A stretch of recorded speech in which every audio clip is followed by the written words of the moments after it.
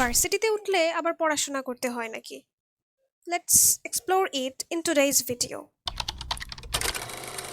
Assalamu alaikum everyone. Welcome back to our channel Sisters Corner. Hope you all are doing great by the grace of Almighty. I guess তোমরা যারা school and কলেজের student আছো তারা কখনো রিয়ালাইজই করতে পারো না তোমরা ঠিক কতটা বিউটিফুল একটা টাইম ফেজ অ্যাকচুয়ালি পার করছো তোমাদের লাইফের, because when you are stepping into a varsity, everyone will expect from you that you will be mature, you will be enough to take responsibility, and you will be enough to secure your future immediately. So it's really tough to handle all these situations, and along with this you have to study. So চলো তোমাদের সাথে আজকে আমি share করি আমার last final এক্সামের সময় আমি ঠিক কিভাবে প্রিপারেশন নিয়েছিলাম। Basically, I am a student of English department and I had four courses in this semester including literature and linguistics. My first exam was on Victorian literature. In final exam, I had five poems, three of Lord Alfred Tennyson and two of Matthew Arnold. I started with Dover Beach. Words will be less to describe the beauty of this poem. Arnold here acknowledges the eternal note of sadness, and he talks about the religious faith which is fading from this world little by little.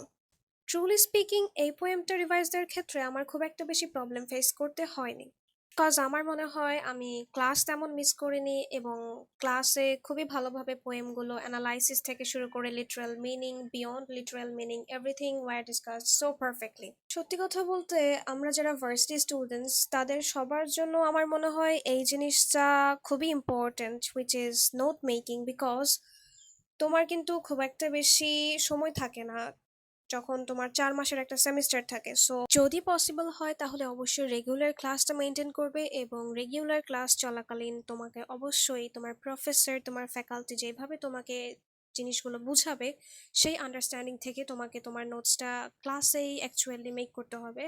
তাহলে দেখবে এক্সামের আগে at least তোমাকে কোনো হ্যাসেলের মধ্যে পড়তে হবে না, তুমি খুবই সুন্দরভাবে নিজের নোটসটা রিভাইজ করতে পারবে, যে ল্যাকিংসগুলো আছে সেগুলো তুমি ফিল আপ করতে পারবে। So, after reading the poem Dover Beach, I shifted my revision to the poem Tithonus by Lord Alfred Tennyson. I just revised it thoroughly from my notes, then flipped the pages to start the revision of the poem The Lotus Eaters.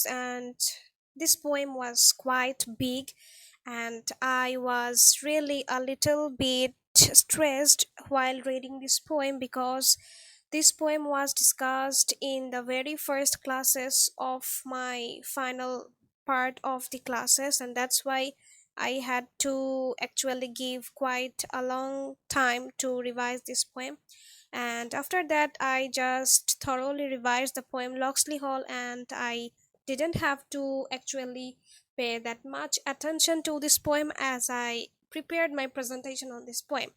So it was a good luck for me. After that, I gave a quick revision of the poem The Scholar Gypsy, and lastly, you can see I have completed revising all the five poems, and the exam went really well, at least better than my midterm.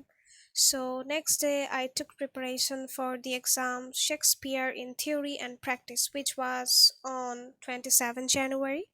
So, again, I took my copy and started revising my class notes. Basically এই কোর্সটাতে আমাদের শেক্সপিয়ারের different different প্লের মধ্যে বেশ কিছু theory application পড়ানো হয়েছিল, and final এক্সামে আমার যেই প্লেটার উপর কাজ করতে হয়েছে সেটা ছিল the Tempest. And trust me, এই প্লেটা পড়ে খুবই মজা লেগেছে, বিকজ টেম্পেস্টের স্টার্টিংটাই ছিল খুবই dramatic. middle of the sea, the storm, the magician Prospero, then the whole story flipped to the past stories, and then actually the conclusion came with a dramatic change when Prospero forgives his enemies and basically shows mercy. So এখানে আমি প্রথমে পুরো টেম্পেস্টের যে স্টোরিটা সেইটা class note থেকে revise করে নেই, অ্যান্ড দেন আমি যে থিওরিগুলো ছিল সেই থিওরিগুলো একে একে রিভাইজ করা স্টার্ট করি। ফার্স্টে post colonialism, then structuralism, and এরপর লাস্টলি যে থিওরিটা ছিল সেটা ছিল নিও হিস্টোরিসিজম। অ্যান্ড এই ৩টা থিওরি বেসিক্যালি পড়ার পর এবং অ্যাপ্লিকেশনটা দেখার পর আমি এতটুকু মনে হয়েছে যে নিজে নতুন কিছু শিখেছি। আর সত্যি কথা বলতে, every theory is like a new door, and from that door you are finding a new angle to see something. তারপর আমি মূলত যেটা করেছি সেটা হচ্ছে গিয়ে গুগল ক্লাসরুমে যত রকমের ইনফরমেশন ছিল সেগুলো সব একটা শিটের মধ্যে জাস্ট কিওয়ার্ডসগুলো দিয়ে আমি একবার লিখে সেগুলো রিভাইজ দিয়ে নেই। আর এভাবেই আমি আমার প্রিপারেশন অ্যাকচুয়ালি শেষ করি এই কোর্সের জন্য। অ্যান্ড আলহামদুলিল্লাহ এই কোর্সের এক্সাম আমার খুবই ভালো হয়েছিল। আর তারপরের দিন ছিল আমার critical theory and literary criticism কোর্সের এক্সাম। আর এই এক্সামের জন্য আমাকে প্রথমেই রিভাইজ দিতে হয়েছে ওয়ার্ডসওয়ার্থের থিওরিগুলো। খুব ভালো করে আমার কিছু সিলেক্টেড থিওরি পড়তে হয়েছে, কারণ আমার এই থিওরিগুলো থেকে বেসিক্যালি অ্যাপ্লিকেশন লিখতে হবে। আবার এরই সাথে আমাকে এগুলোর উপর ডিবেটেবল অ্যাকচুয়ালি 10 মার্কসের কোয়েশ্চেনও অ্যান্সার করতে হবে। আবার ফার্স্টের দিকে আমার এগুলোর অ্যাকচুয়ালি এক্সপ্লেনেশনও আসবে। সো বেসিক্যালি যতগুলো থিওরি পড়ানো হয়েছে, উইলিয়াম ওয়ার্ডসওয়ার্থ থেকে শুরু করে S T. Coleridge, then Matthew Arnold and lastly T S. Eliot, basically এই 4জন পোয়েটের ক্রিটিসিজম, থিওরি, টপিক রিলেটেড যত রকমের তাদের নিজেদের পার্সপেক্টিভ ছিল, ফিলসফিক্যাল নোশনগুলো ছিল, এগুলো সব অ্যাকচুয়ালি পড়তে হয়েছে। Not every single one, basically কিছু সিলেক্টেড ছিল, ওগুলো থেকেই রিভাইজ করতে হয়েছে। অ্যান্ড এর পাশাপাশি আমি যেটা করেছি, কিছু কোয়েশ্চেন্স ছিল যেগুলো অ্যাকচুয়ালি ক্লাসে ডিসকাস করা হয়েছিল। তো এভাবেই আসলে আমি আমার পড়াটা শেষ করি ক্রিটিক্যাল থিওরির জন্য। এবং লাস্ট ডেতে আমি যেই কোর্সের জন্য প্রিপারেশন নেই সেটা ছিল introduction to phonetics and phonology exam. আর এটাই ছিল আমার শেষ এক্সাম। আর সত্যি কথা বলতে এই এক্সামটার আগে যে কি পরিমাণ স্ট্রেস ছিলাম এটা আসলে বলে বোঝানো সম্ভব না, কারণ এর আগের দিন আমার এক্সাম শেষ হয় 5টায়। এরপরে আমাকে আসলে আমার টিউশন করাতে যেতে হয়, যেখানে আমার বাসায় আসতে আসতেই অলমোস্ট 10টা বাজে। আর এরপরে সব কিছু শেষ করে, আই মিন অ্যাটলিস্ট ফ্রেশ হয়ে খাওয়া দাওয়া করে তারপর যখন পড়তে বসি, ইট ওয়াজ অলমোস্ট 11।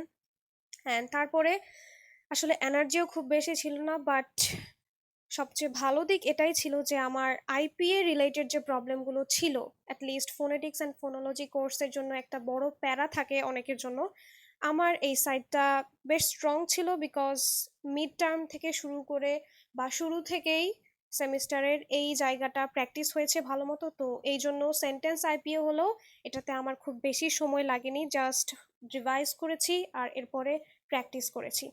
আর এরই মধ্যে আমি আমার যে শিটগুলো ছিল, শিটগুলো থেকে টপিকগুলোর যে রিভিশন ছিল সেটাও কমপ্লিট করে ফেলি খুবই অল্প টাইমের মধ্যে। বিকজ পরের দিন সকালে উঠে আমি ঠিক করে রাখি যে আমি কিছু রিভিশন দিয়ে নেব।